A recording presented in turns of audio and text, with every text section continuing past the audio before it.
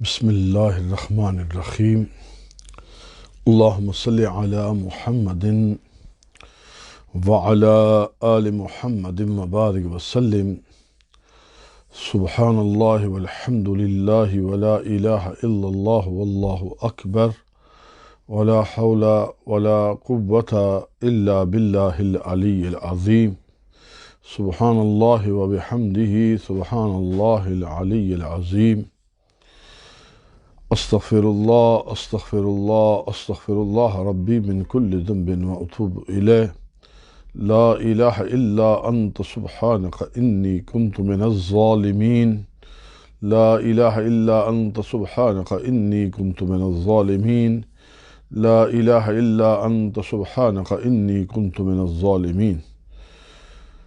السلام علیکم ورحمۃ اللہ وبرکاتہ۔ برمنگھم سے برکات احمد چشتی قادری آپ کی خدمت میں حاضر آیا ہے۔ آج 17 رمضان المبارک ہے، یوم البدر، یوم الفرقان کا دن ہے۔ آج کے دن کی عزت، عظمت اور اس کی بڑیائی کا اور اس کی شان اور اس کی خیر اور برکت کا یہ عظیم پہلو ہے کہ آج ہم شہدائے بدر کی بارگاہ میں اپنی محبتوں، عقیدتوں کا نذرانہ پیش کریں گے۔ شہیدوں کی بارگاہ میں ہدیہ سلام پیش کیا جاتا ہے۔ غزوہ بدر حق و باطل کا پہلا معرکہ ہے، کفر و اسلام کی پہلی جنگ ہے۔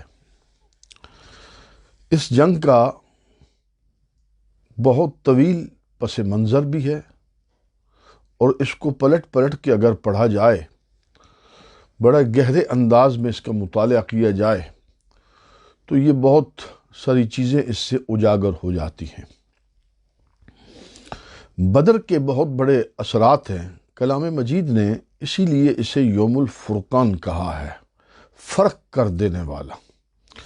گویا کہ وہ جماعت جو مکہ مشرفہ سے حضور سید عالم صلی اللہ علیہ وسلم کے ساتھ آپ کے ہمراہی بن کر مدینہ منورہ میں پہنچے تھے، ان کے لیے یہ ایک بہت بڑی آزمائش، پہلی امتحان گاہ تھی۔ اس سے بھی بڑھ کر اہل مدینہ یعنی انصار کے لیے یہ ایک بہت بڑا ٹیسٹ تھا، ایک بہت بڑی آزمائش تھی۔ یہ پہلا معرکہ ہو رہا تھا، پہلی باقاعدہ طور پر جنگ ہو رہی تھی۔ وہ اپنے دشمن کے آمنے سامنے آ کھڑے ہوئے تھے، تلواریں تھیں، نیزے تھے، بھالے تھے، خنجر تھے، بہرحال ان کا مقصود جنگ تھا، لڑائی تھی۔ اس کا انتہائی دو چار لفظوں میں اگر کہوں کہ پس منظر اس جنگ کا وہ مشرکین مکہ کے دل کی وہ سخت ترین عداوت تھی۔ ایک، ان کا بغض تھا۔ دو، ان کے اندر پنپنے والا حسد تھا۔ تین، یہ تین چیزیں ان کے اندر اس قدر راسخ ہو چکی تھی کہ ان کو آرام سے بیٹھنے مکہ میں، اور نہ وہ خود اور نہ مکے کے ارد گرد جو دیگر قبائل آباد تھے وہ ان کو بھی ٹکنے نہیں دیتے تھے۔ عداوت تھی، اور ان کے دلوں میں یہ حسد ایک ایسی مرض ہے، اس کا زیادہ جائزہ ہم لیں گے سورہ یوسف کے اندر جا کر۔ یہاں ان کے اندر حسد بھی کمال درجے کا موجود تھا کہ مسلمان یہاں سے چلے گئے اور دوسرے شہر میں جا کر آباد ہو گئے، اور وہاں پھر خوش و خرم بھی ہیں، وہاں پرسکون بھی ہیں، وہاں اپنی آرام دہ ایک زندگی بھی گزار رہے ہیں۔ اس بات سے بھی انہیں حسد ہوا۔ حاسد کا کام ہی یہی ہوتا ہے کہ وہ اپنے محسود سے اس لیے حسد کرتا ہے کہ اس کی خوشی، اس کا سکھ اسے دیکھا نہیں جاتا، اسے برداشت نہیں ہوتا۔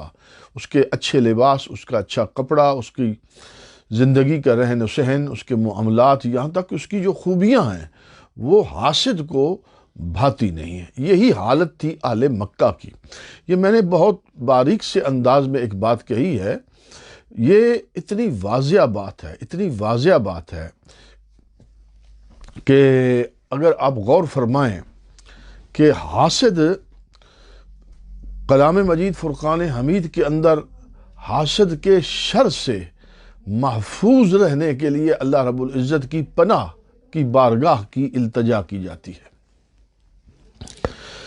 دوسری چیز، ان کے اندر ایک دشمنی تھی۔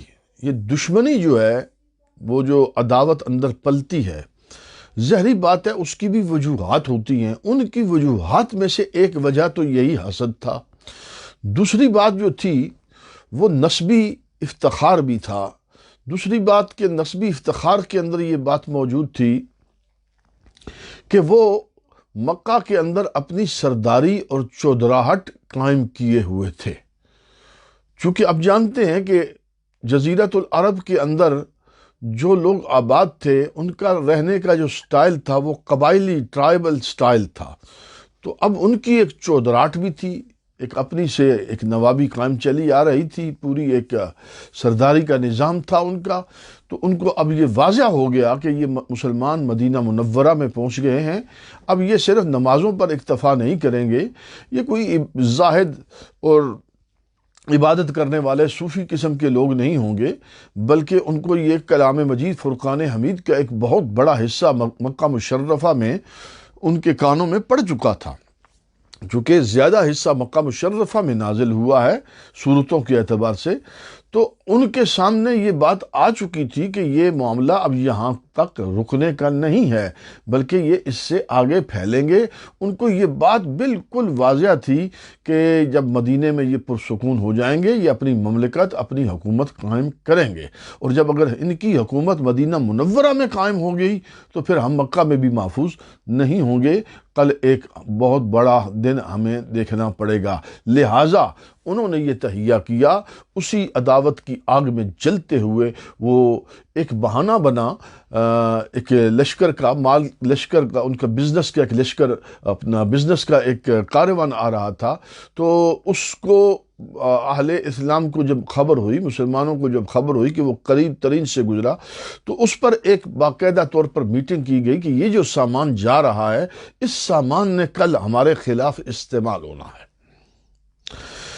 اور اس وقت تک کوئی بھی مسلمانوں اور مشرکین کے درمیان کسی قسم کا کوئی ایگریمنٹ، کوئی معاہدہ بھی نہیں ہوا تھا۔ اب جانتے ہیں کہ صلح حدیبیہ کے اندر ایک معاہدہ ہوا، اس کے علاوہ بھی بہت سارے معاہدے وقتاً فوقتاً جو ہیں وہ مسلمانوں کے اور مشرکین کے ہوتے رہے، لیکن یہ سارے معاہدے جو ہوتے رہے یہ اس سے بعد کی بات ہے۔ یہاں جس بات ہم کر رہے ہیں یہ بدر کا موقع ہے۔ بدر تک تو یہ تو مسلمانوں کو ابھی پہنچے ہوئے ابھی ایک سال بھی پورا نہ ہوا، تو ابھی تو کوئی ان کے درمیان کوئی ایگریمنٹ نہیں تھا، کوئی معاہدے نہیں تھے کہ کیا ہونا ہے، کہ کچھ کسی قسم کی کوئی بات نہیں تھی۔ تو مسلمانوں نے ایک اپنے تحقیق پلاننگ کی کہ یہ مال جو ہے کل ہمارے خلاف استعمال ہونا ہے، اور اس کا بہت بڑا احتمال تھا، ایک بات۔ اور دوسری بات، ایک پروپیگنڈا ہوتا ہے، افواہیں پھیلائی جاتی ہیں۔ یہ افواہ اور پروپیگنڈا جو ہے یہ بھی مشرکین کی طرف سے پھیلایا گیا۔ ایک بات، یہ پروپیگنڈا منافقین کی طرف سے بھی پھیلایا گیا کہ مسلمان وہ تمہارا مال لوٹنا چاہتے ہیں۔ بہرحال وہ ایک لمبی داستان کو مختصر کرتے ہوئے انہوں نے اس جو کاروان آ رہا تھا، بزنس کا جو گروپ تھا اور وہ جو قافلہ چلا آ رہا تھا، سامان سے لدا پدا تھا، تو اس کی قیادت جناب حضرت ابو سفیان کر رہے تھے، یعنی مشرکین مکہ کی طرف سے وہ قائد تھے۔ تو وہ آ رہے تھے، انہوں نے بھی پیغام بھیج دیا مکہ میں کہ آئیے میری مدد کیجئے کہ مجھے مسلمان راستے میں میرے اوپر حملہ کریں گے، لوٹنا چاہتے ہیں۔ وہاں سے اہل مکہ، ظاہری بات ہے ان کا یہ بہت سارا مال لگا ہوا تھا، وہ بہت بڑا ایک انویسٹمنٹ تھی، تو وہ بھی دوڑ پڑے۔ انہوں نے بھی اپنا پوری تیاری کرتے ہوئے وہ آن پہنچے۔ بہرحال ایک حق و باطل کا ایک معرکہ برپا ہو گیا، آمنے سامنے فوجیں آن کھڑی ہوئیں۔ اس جگہ پر مسلمانوں کو زبردست کامیابی ہوئی، تعداد کے اعتبار سے مسلمان نہ ہونے کے برابر تھے، وہ سامنے 1000 سے زیادہ لوگ کھڑے تھے اور یہ کل ملا کے 313 تھے، اور ان کے پاس کوئی ساز و سامان حرب بھی نہیں تھا، ان کے پاس کوئی اتنے ہتھیار بھی نہیں تھے، نہ کوئی ٹوٹی ہوئی تلواریں تھیں۔ غالباً حفیظ جلندری نے اس کو اس طرح بیان کیا تھے ان کے پاس 2 گھوڑے، 6 زرے، 8 شمشیریں، یہ تو کل ان کا سرمایہ تھا، لیکن ان کے اندر جو قوت ایمان تھی، ان کے اندر جو جذبہ تھا، ان کے اندر جو عشق رسول کئی شمعاں کس طرح سے بھانبڑ بھل رہے تھے۔ میں نے گزشتہ درس میں سورہ توبہ کی اس آیت کل انکان آباکم ابناکم، اس کے تحت میں نے آپ کو بتایا تھا کہ صحابہ کبار رضوان اللہ تعالی مجمعین کے دلوں کے اندر محبت رسول کس طرح سے کوٹ کوٹ کر خود رب ذوالجلال نے بھر دی تھی۔ ان کی تربیت قرآن کر رہا تھا، ان کی محبت رسول کے حوالے سے ایک ادب رسول صلی اللہ علیہ وسلم کے حوالے سے حضور کی تعظیم، حضور کا ادب اور حضور کی محبت، یہ براہ راست پروردگار عالم جل وعلا شانہ نے اس کا نصاب خود قرآن میں اتارا ہے کہ میرے محبوب کے پاس بیٹھنا کیسے ہے، بولنا کیسے ہے، دیکھنا کیسے ہے، بات کیسے کرنی ہے اور دل کی کیفیات کیسی ہونی ہے۔ اس پروٹوکول کو باقاعدہ قرآن کریم نے بیان کیا۔ یہی وجہ ہے کہ اب اس کا عملی مظاہرہ صحابہ نے کیا۔ جب وہ مدینہ منورہ کی گلیوں سے نکل رہے تھے تو منافق ان کا ٹھٹھا کر رہے تھے کہ یہ پھٹے پرانے کپڑے پہنے ہوئے، یعنی ان میں سے کچھ صحابہ ایسے تھے کہ جن کے تن پر کرتا بھی نہیں تھا۔ انہوں نے کہا یہ پھٹے پرانے کپڑے پہنے ہوئے لوگ، تن پہ لباس بھی پورا نہ ہو اور پیٹ میں روٹی بھی نہ ہو، ماہ رمضان المبارک بھی ہو، روزوں کا اور سخت گرمی کا موسم ہو، اور یہ وہاں سے نکل پڑے کس سے؟ مکے والوں سے لڑنے کے لیے جن کی ایک تعداد فوج تھی۔ لیکن جب ایمان آپ کا جوان ہوتا ہے، جذبہ جب جوان ہوتا ہے، تو پھر آگے کیا ہوتا ہے؟ پھر فرشتے آسمان سے اترتے ہیں، پھر فرشتے آ کر مدد کرتے ہیں۔ یہ تقریباً تمام اہل اسلام جانتے ہیں کہ 3000 5000 قرآن نے ایک ترتیب کے ساتھ اس کو بیان کیا ہے کہ آسمان سے فرشتے اتر آئے اور مدد کی۔ یہ لفظ بولا جاتا ہے کہ فرشتے ان کی مدد کے لیے آئے، اس پر غور کیجئے گا۔ واقعتاً فرشتے فقط مدد کے لیے آئے۔ مدد کا معنی یہ ہے کہ کام میں کر رہا ہوں، ہاتھ میرے لگ رہے ہیں، میں میدان عمل میں اترا ہوں، لیکن میرے ساتھ کوئی اور معاون ہو جائے، کام میرا ہی ہوگا، میرے ساتھ ہاتھ بٹا دے، میرے کام میں تھوڑا سا میرے ساتھ شامل ہو جائے، یہ معنی ہوتا ہے اس کا۔ اس کی وجہ یہ ہے کہ آپ دیکھیے کہ جو فرشتہ ہے اس کی جو قوت و طاقت ہے، وہ تو ایک فرشتہ ہی کافی تھا ان کے لیے۔ ایک فرشتہ آتا، پر مارتا، زمین پٹک کے رکھ دیتا۔ قوم لوط کے ساتھ کوئی اللہ تعالیٰ نے آسمان سے فرشتوں کی فوج اتاری تھی، وہ 5000 فرشتے آئے تھے، ایسا نہیں تھا۔ وہ تو 1-2 فرشتے ہی آئے تھے، وہ پورا ایک ٹیسٹ بھی انہوں نے لیا، تو غالباً 4-5 فرشتے آئے ایک نوجوان بچوں کی صورت میں، یعنی بالکل بلوغت کو بالکل قریب پہنچے ہوئے۔ تو پھر کیا کیا انہوں نے؟ پٹخ کے مارا، پوری زمین کو جڑ سے ہی اکھیڑ دیا، اور اس کے آثار جو آج سے 1000 سال پہلے ایک واقعہ رونما زمین پر ہوا ہے، اس کے آثار جارڈن میں آج بھی موجود ہیں۔ یہ ناقارہ اس جگہ کو دیکھ کے آیا ہے۔ تو جناب یہ 5000 فرشتے آ گئے تھے، یہ تو زمین کو ہی اٹھا لیتے، لیکن انہوں نے آ کر مجاہدین اسلام کا ساتھ کھڑے ہو گئے، مجاہدین اسلام کی حفاظت کے لیے ساتھ کھڑے ہوئے اور ان کے کام میں ہاتھ بٹایا۔ یہ اس کا ایک معنی ہے۔ دوسرا معنی اس کا یہ ہے کہ انہوں نے اپنی طاقت و قوت کو صحابہ کی طاقت و قوت کے سے پیچھے رکھا، ان کی طاقت و قوت کے برابر بھی نہیں آئے۔ یعنی ایک انسانی اور بشری جو قوت و طاقت ہوتی ہے اس کے برابر بھی نہیں آئے، بلکہ ان سے صحابہ کے ادب میں، صحابہ کے احترام میں کہ یہ مجاہدین اسلام ہے، صرف پروٹوکول کے لیے ان کے ساتھ پیچھے کھڑے رہے۔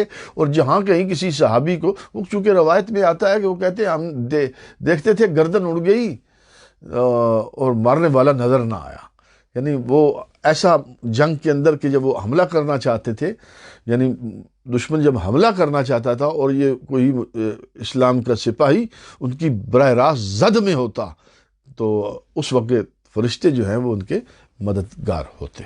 بہرحال اللہ رب العزت نے اس کے اندر بہت بڑی کامیابی آل اسلام کو عطا فرمائی۔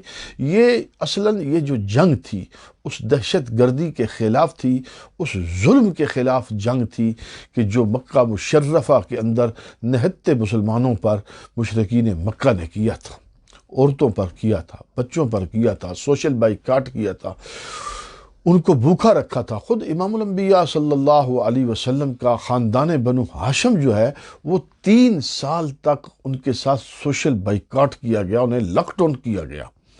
تو ظاہری بات ہے پھر اس کا یہ پھر اب جو یہاں پر یہ تھا کہ مسلمان جا کر مکہ میں انہوں نے حملہ نہیں کیا تھا، بلکہ وہ وہاں سے لڑائی کے لیے مکہ سے بدر پر آئے۔ بدر آپ جانتے ہیں کہ مدینہ منورہ سے کل ملا کے 70 سے 80 میل کے درمیان کا جو فاصلہ کل بنتا ہے۔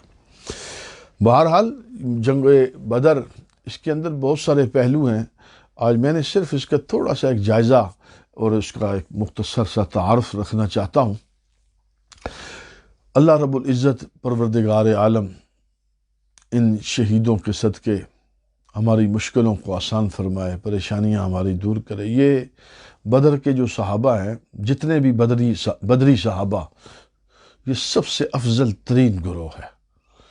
صحابہ کی جو قدر و منزلت ہے، ان کے درمیان ایک دوسرے کے جو رینک ہیں، ان میں سے سب سے ٹاپ کے، سب سے اعلیٰ درجے کے جو صحابہ ہیں وہ بدری ہیں۔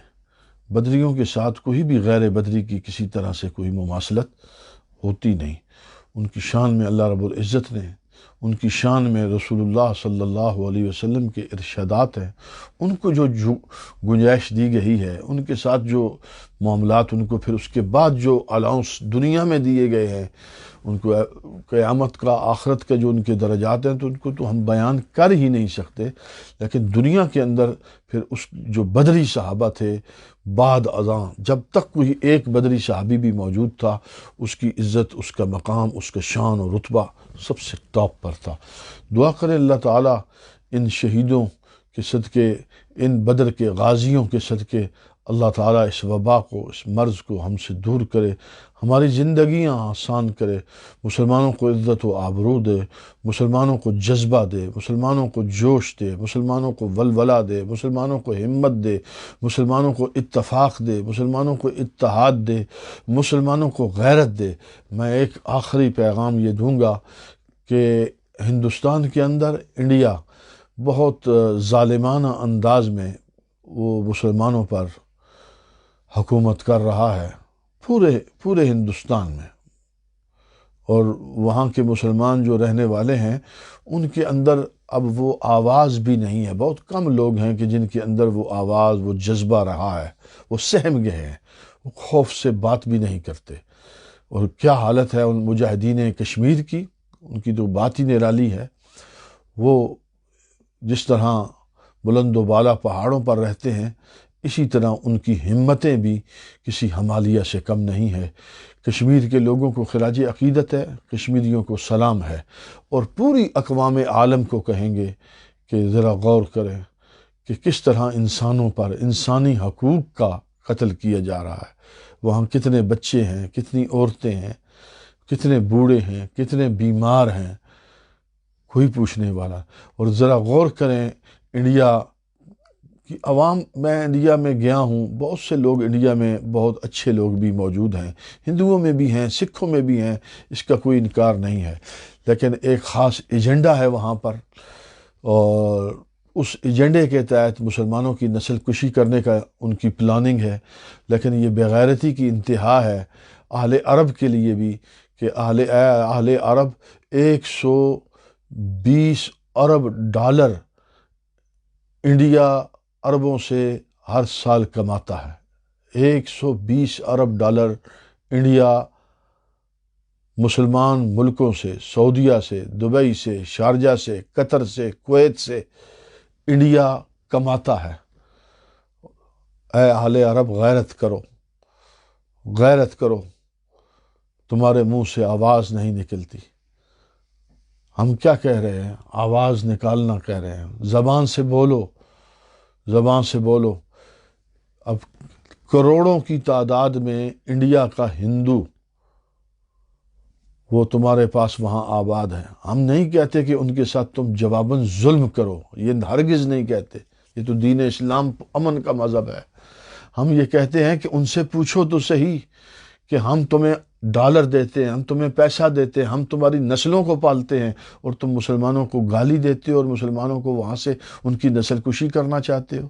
غور کرو، یہ میری دعوت ہے۔ جہاں تک بھی یہ میرا آخری پیغام پہنچے، میں اپنے سننے والے سے کہوں گا، اس کو بیان کو، میرے پورے اس بیان سے اگر کاٹ کر بھی یہ 2-4 منٹ آپ وائرل کر دیں تو مسلمانوں کی ایک بہت بڑی مدد ہوگی۔ اللہ پاک میرا اور آپ کا حامی و ناصر ہو۔ وآخر دعوانا ان الحمد للہ رب العالمین۔